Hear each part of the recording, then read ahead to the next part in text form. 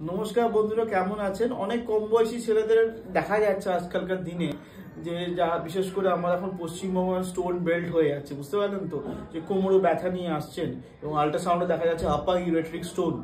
এবং আপার ইউরেট্রিক স্টোন কিন্তু অনেক সময় ওষুধের দ্বারা বেরোতে পারে না, সেই ক্ষেত্রে আমাদের অপারেশন লাগে।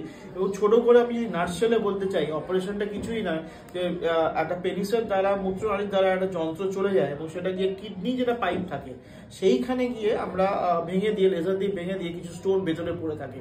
সেই ক্ষেত্রে আমরা বাইরে থেকে শক ওয়েভ লিথোট্রিপসি দেওয়া হয়। এটাই সাধারণত আমরা অপারেশন করি। এছাড়াও অনেক কিছু RIRS আছে, PCNL আছে, অনেক দামি দামি কোনো অপারেশন।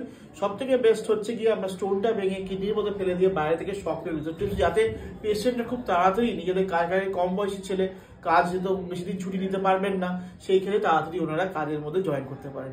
আজকে এইটুকুই। যদি কোনো প্রশ্ন থাকে, ইনক্লুডিং আপনি ESW এর পদ্ধতি বলুন, আপার ইউরেট্রিক স্টোন পদ্ধতি বলুন, তাহলে কিন্তু আপনি কমেন্ট সেকশনে কমেন্ট করবেন। নমস্কার।